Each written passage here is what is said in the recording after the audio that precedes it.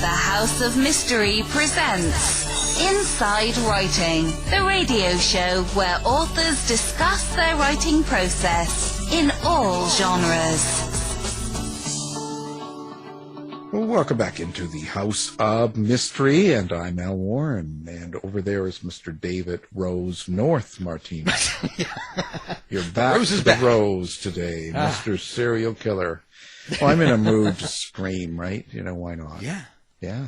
You know, what am I going to do?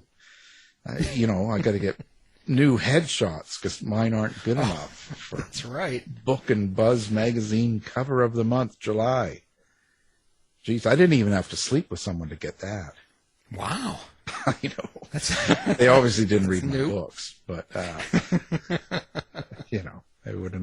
would have been inside the back cover. Bathroom reading 2022.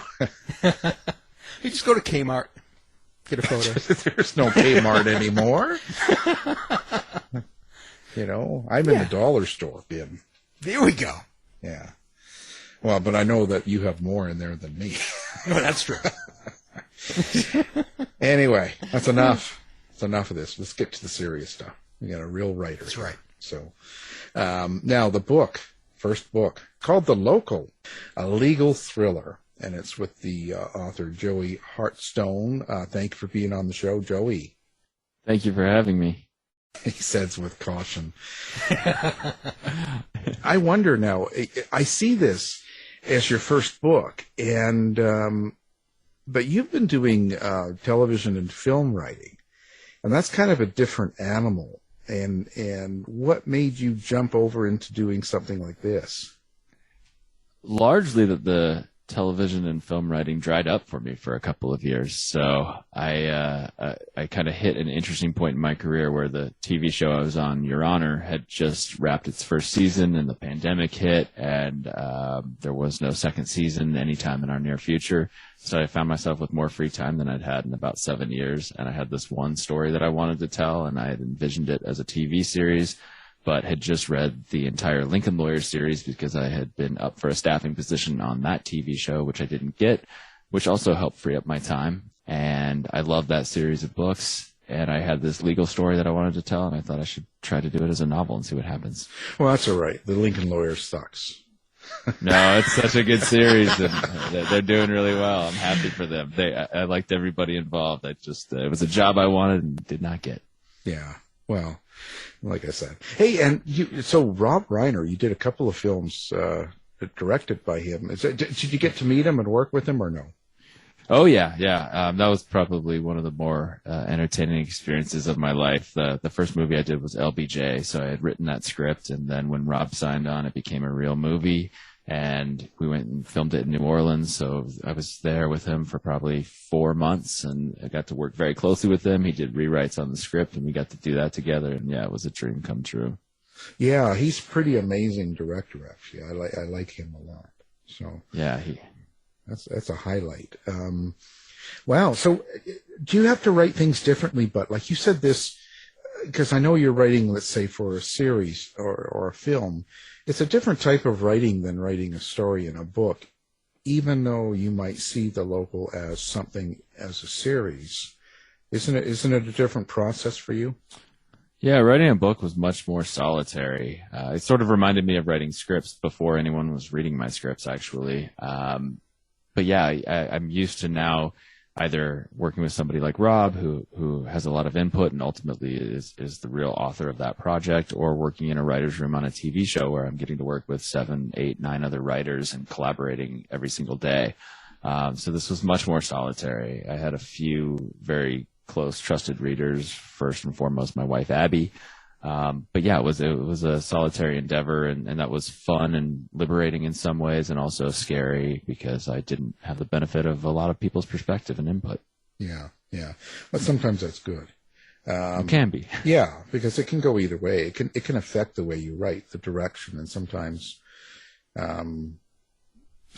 change parts of the story that might not end up working.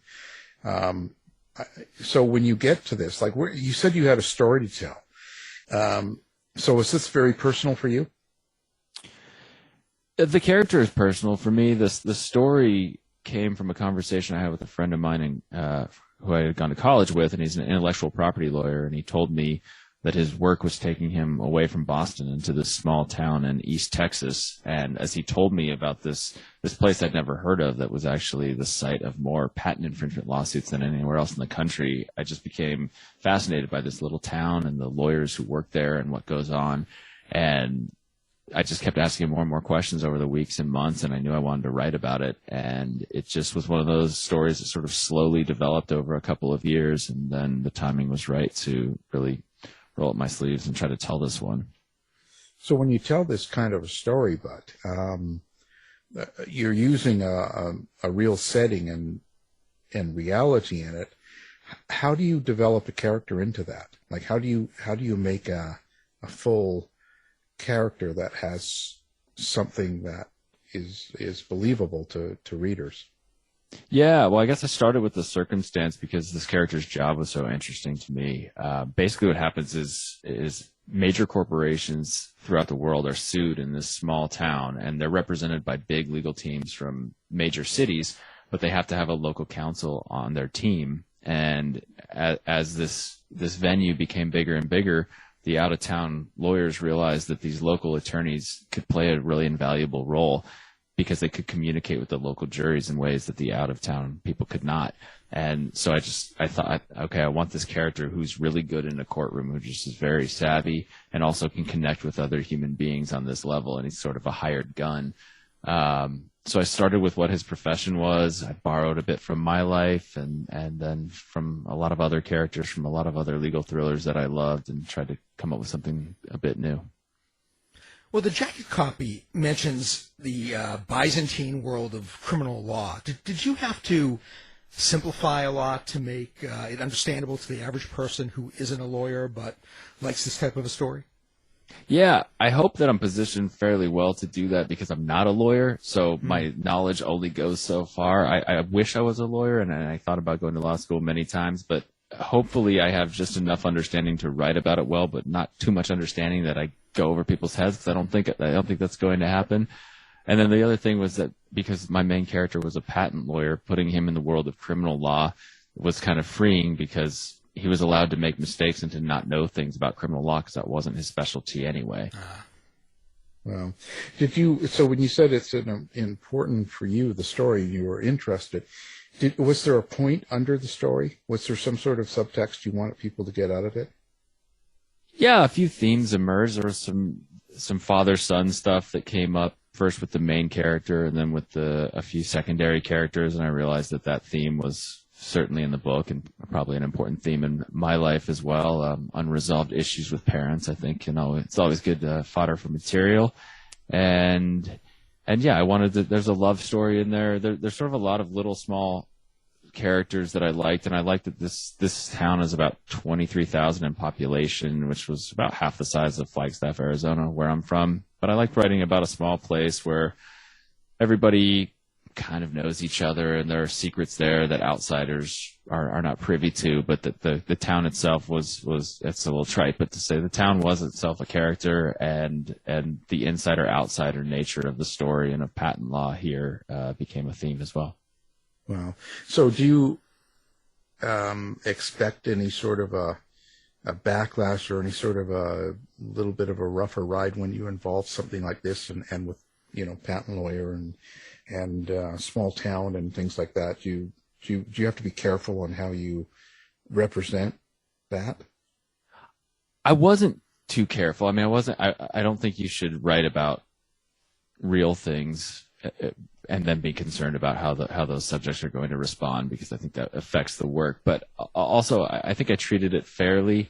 The few people who do pay attention to what goes on with patent litigation in East Texas are usually very critical of it. The issue of patent trolling is very big, and that's where people, usually lawyers, buy up patents that nobody is using, and they buy it up solely for the purpose of suing other corporations. So when John Oliver and NPR do a piece on the Eastern District of Texas, it's always very critical. And I wanted to get into a little bit of that, and I may get into it more if I get the opportunity to write another book. But when I met with lawyers in Marshall, Texas, who do this for a living, I was really taken by how much they love their work. And I like characters who are very passionate about what they do.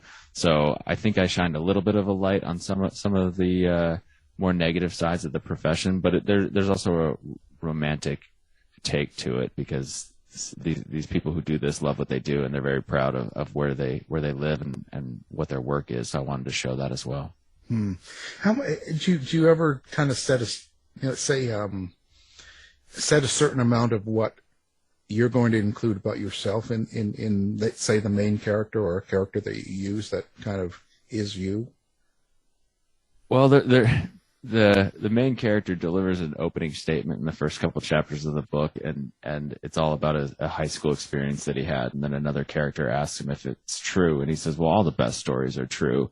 And I think that's right. That I think anytime I get a little bit tripped up or something feels insincere in one of my stories, I just go to the well of either myself or somebody that I know very well. And I think if you tell something authentically like that, it comes across. So if for no other reason than as a cheat to come up with a more multidimensional character, I think borrowing from my own life makes it easier.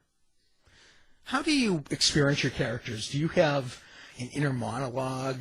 Can you hear the dialogue in your head? Is that how you create your characters? Yeah, that's usually when I really feel like I've finally gotten to the point where I can write it. It's another cliche, but like when your characters start talking, when I start thinking about it, I don't have to really work that hard to think about how this particular character would speak in a certain situation. Then I know I'm ready to kind of go forward. But, like I said, I'm from Arizona, which is not Texas, but it's not far enough removed that I don't have a pretty good understanding of how people from that state speak. And so more than a lot of characters I've written, I think I felt closer to this character, and so it wasn't that difficult to step into his shoes. So in essence, you're hearing voices. Exactly. They're still talking to me. I hear at least two right now. David and Al. That's right. Yeah. Well, the important thing is, do you wake up in the middle of the night and find mud on your shoes or something? Shovel by the bed, something. With the devil and the angel on your shoulder. Yeah. Okay. I haven't figured out who's who yet. But. Yeah. Well, you never know till it's too late. That's right. Okay.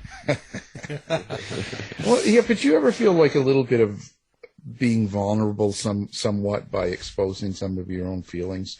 Like, and I say this because, it used to be when, as a writer or something, you would do things and there was very little access to you by everyone. But now with the internet and social media and websites and all this sort of stuff, you're really exposed to everybody all the time, and people can say anything they want, sometimes even pick out things that you've maybe expressed in your own feelings or beliefs in something in a story or the character, and they can turn around and kind of put it down. Does that sort of, are you cautious of that, or?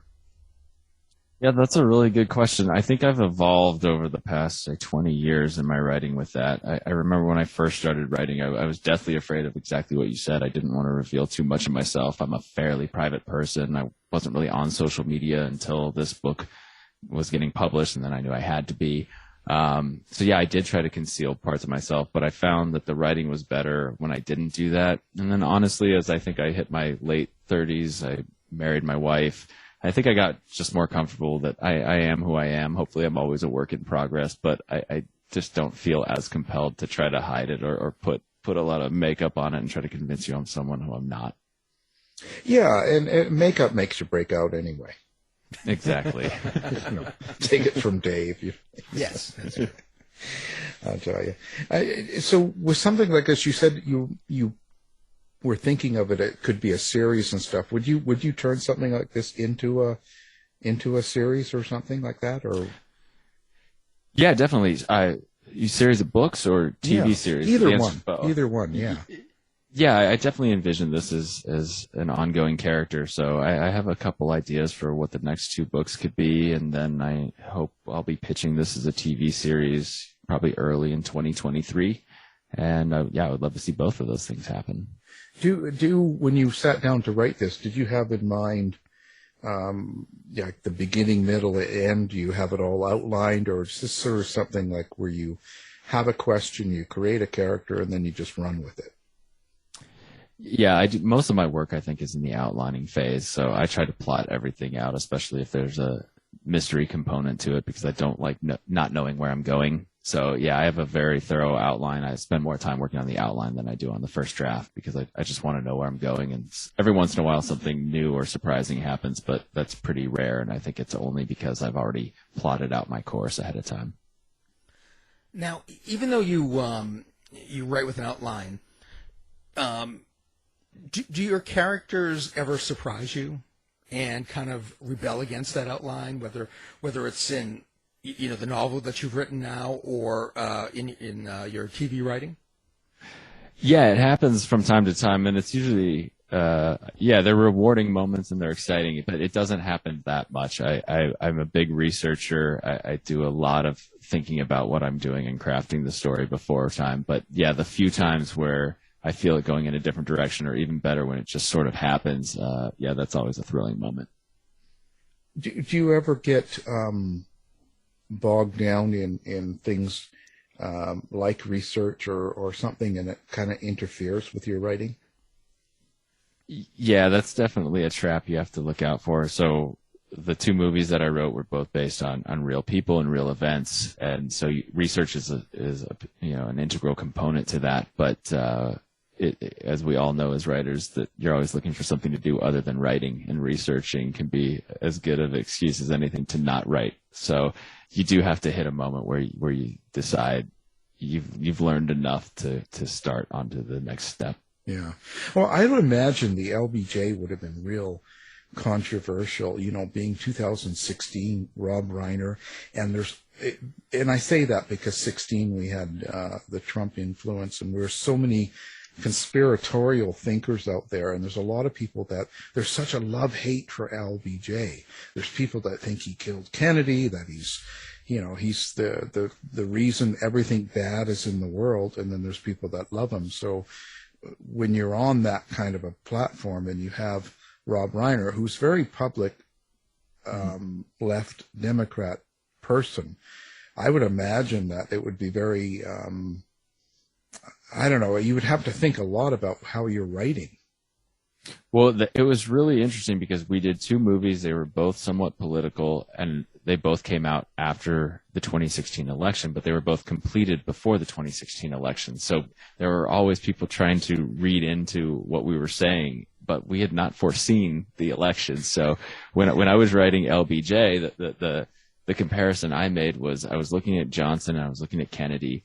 And here was Johnson, the sort of older statesman with a lot of experience but not a lot of charisma, who had seen this other person take the job that he wanted, and it was a younger, more charismatic and intriguing person. And it felt very much to me like Hillary Clinton and Barack Obama, that it was sort of the similar type of dynamics between the two of them. And so I thought, well, this will feel like perfect timing when Hillary's elected, because I think there are some similarities between her and Johnson. And then Trump got elected, and so then there were all these pieces written about how Trump and Johnson were both vulgar, and trying to find, similarities and themes that would connect to Trump, but that was not really in my mind. I mean, I don't even think Trump was a candidate when I started writing that script. Oh, come on, you planned it. You're part of the conspiracy. Yeah, true. Aren't you were one of those lizard people and George Soros and all that stuff? Come on. It didn't work then. I should have written something that would have got more people in the theaters. Yeah, yeah. He should have been lizard. He had dry skin. I just think that it would be very crazy because people became very aggressive, and it wouldn't be hard for someone to call you names at this particular time. Well, Lyndon Johnson is such an interesting figure and a bit of it is from the time where he's from, but he was socially fairly liberal on a lot of policies. He was also racist. He also is probably more responsible than any other president for the Vietnam War. He was a Southerner, so it wasn't as if I had written, say, a movie about George W. Bush, and I would expect, people would think, okay, I'm a liberal Hollywood person, so it's going to be critical. So you can kind of be critical of Lyndon Johnson without even necessarily revealing what your politics are. And it seems that there were Republicans of the time that didn't like him, but there were also all the anti-war protesters in Johnson's day that also didn't like him, and they're usually much more left-leaning. So I guess there was enough hatred to go around for LBJ that I wasn't too worried that anyone was going to be all that upset. Yeah, it's always that way, because people try to, I think, assign, let's say, how the 1960s and LBJ would be to, let's say, a liberal conservative now in 2020, and that's just not going to, it's a different animal, really. Yeah. Yeah, well, Rob Reiner used to talk about that all the time, because he would say, I hated LBJ. LBJ was my enemy. I was against the Vietnam War. I thought I was going to get sent to my death because of LBJ. But then this movie is about the passage of the Civil Rights Act, and we started talking about the Great Society and some of the legislation that he got through, and what an incredibly liberal agenda that actually was until the Vietnam War really tanked his presidency. So, yeah, he's a complicated figure. Yeah, I think that's with a lot of people. We see a lot of that with today's time, even because people are more concerned about what perhaps your politics are, or perhaps some of the things you say or do, rather than the achievements you make or what you're actually fighting for. So I think that's kind of a difference in our times. But that leads me to asking, when you write something like this, and when you get into this patent lawyer and the book The Local, are you focused or even concerned with political correctness, or how you have the characters behave or speak? Yeah, a little bit. I think it was one thing I had to focus on was, like I said, the main character was certainly taken a little bit from myself. But I am someone who has lived in Hollywood for almost 20 years now, and this character lives in a small town in Texas. So I think it made sense that he was probably liberal, that he could be a Democrat, that tort reform would be an issue that would be very important to him, and he wouldn't want to see it. So I could kind of guess what his political leanings would be, but at the same time, that's a part of the country where everybody owns a gun. And it's a very conservative part of the country. So a liberal in East Texas is going to be different than a liberal in Hollywood. And I never wanted that character to not ring true. So I did have to, at times, ask myself, is that really the character, or is that just me? And then try to tailor something to be more authentic to an East Texan. Yeah, I would see that would be very, you would really have to give that a lot of thought, because you want to make sure you're right. It rings true. If people have to believe in the character, or you lose.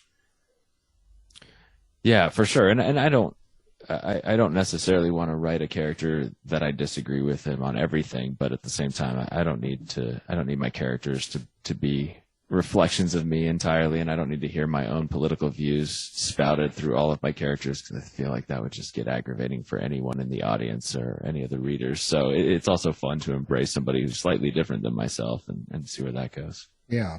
Yeah, you want to reach a certain level of fame before you start just putting yourself in everything. Oh, yeah, exactly.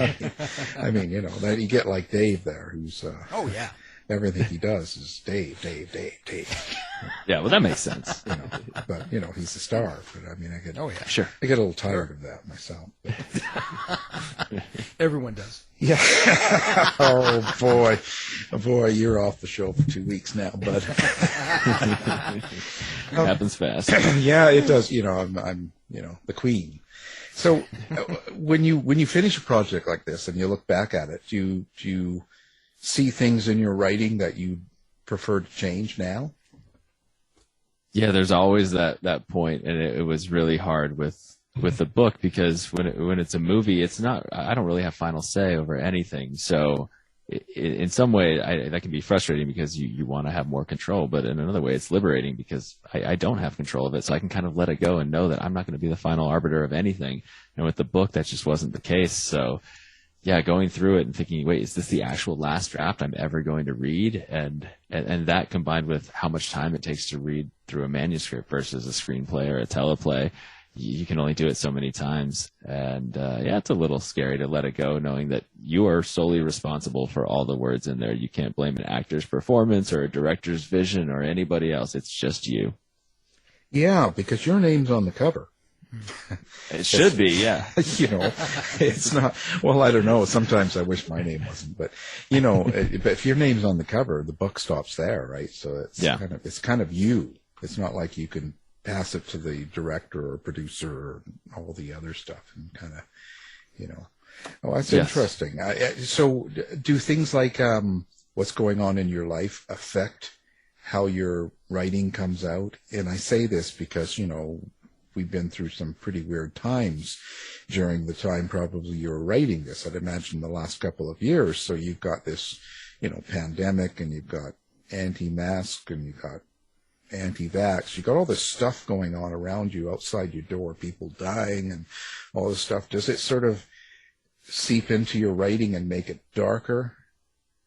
Yeah, it definitely could. So this manuscript was completed, I think, at the end of summer of 2020. So the pandemic had certainly begun, but not everything that you mentioned had fully taken shape. But I would say more it was really the personal parts of my life. Like I said, there's a real father-son dynamic to this, even though the father character is no longer alive.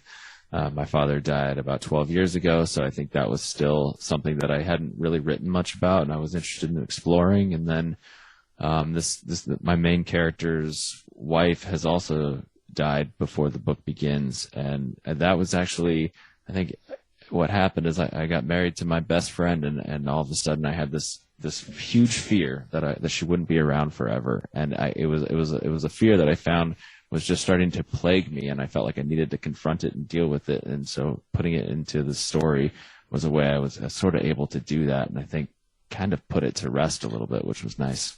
Yeah, it's interesting how that is. How many books do you think will be in this series? Oh, I hope at least a dozen. But no, I have at least 3 that I really would like to write, and yeah, even if I am fortunate enough to write other things, I would love to just every once in a while return to Marshall, Texas, and this character and see what they're up to. Well, yeah, and you got to put someone in that like me. You got to have a character like me. Obviously, yes. Well, I'll try it. Who are your influences in your writing itself? And that's a very generic stock question, but I also go for people that influence you, let's say, that are not writers. So do you have is there music or is there other forces at work here? Yeah, the writers would be sort of the obvious ones, Scott Turow and John Grisham for sure, and then Michael Connelly as well. And I'd say Aaron Sorkin as a screenwriter was certainly one of the reasons that I wanted to become a screenwriter. And beyond that, I would say, honestly, lawyers. It is really a profession that I wish I had tried, and I admire people who go to law school, and I'm envious of their education and what they can do with their lives. And so, yeah, anytime some lawyer is unfortunate enough to cross paths with me, I'm going to try to corner them and ask them endless questions about what they do. Boy, lawyers are not necessarily like that. Well, I'm fortunate enough that I have several in my family and close circle of friends. So I haven't met a lot of lawyers in circumstances where you wouldn't want to encounter one, at least. Yeah. Well, do you watch The People's Court? I do not. Should I? Well, I'm just throwing it out there to see what happens. Maybe Judge Judy or something. Maybe you'll be the next TV judge. Yeah, maybe. I saw Steve Harvey on yesterday, so I guess anybody can do it. Well, anybody can nowadays. Come on, this is the capitalist way. We're going to make a start of you here. So yeah, and figure out the angle. You kind of look like you could be a judge. I could see you in a black robe and being real mean. Jeez, it's not I wouldn't turn the job down. I'm only 40 though. I don't know, and with no legal experience. So maybe I missed the boat on who was going to appoint me then to a judgeship. Well, you should have got in when Trump was there. Come on, what do you think? Exactly. Let's get on. Yeah. You could be on the Supreme Court right now. I could be. Oh, I'm not going to go there. That could be rough.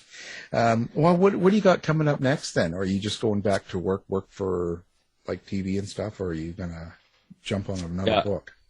No, I'm working on the second season of Your Honor, which is a show on Showtime that stars Bryan Cranston. So that should be coming out. I think the first episodes will air at the end of the year, and that should keep me busy till 2023.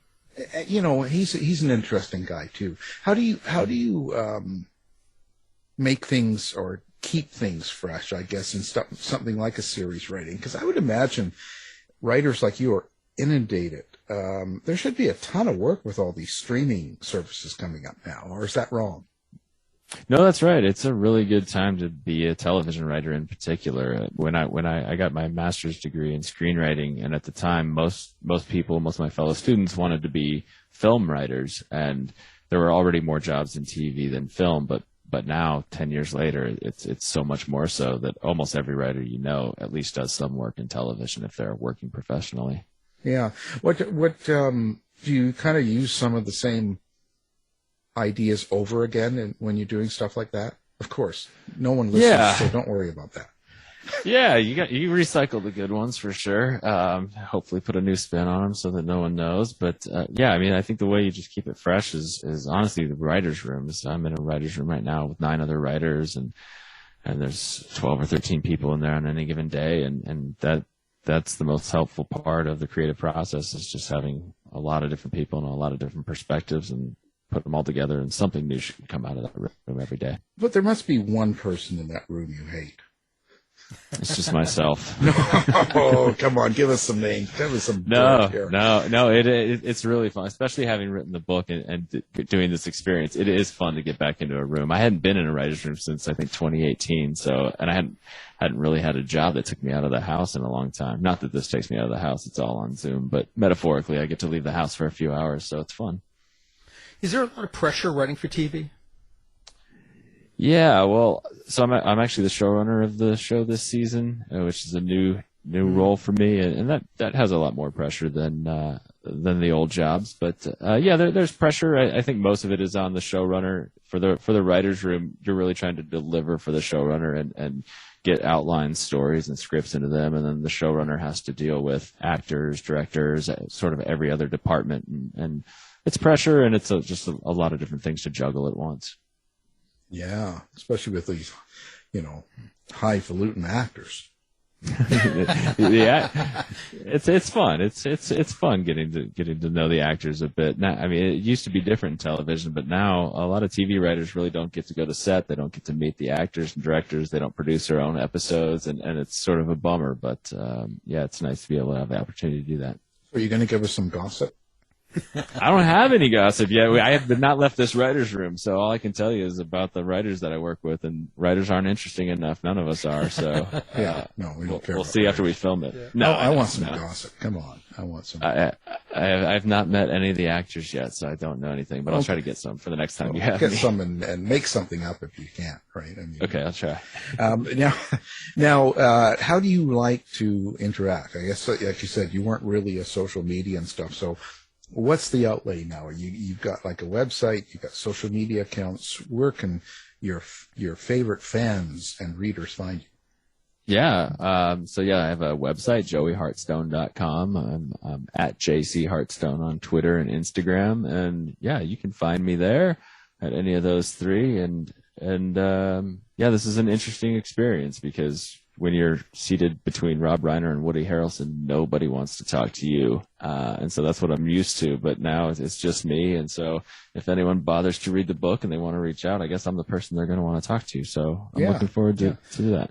Well, we recommend all hate mail going there, and everybody that's upset, please. I will read it all and take it all very personally, I assure you. Personally. You'd be like me. You just go after them, just take them out.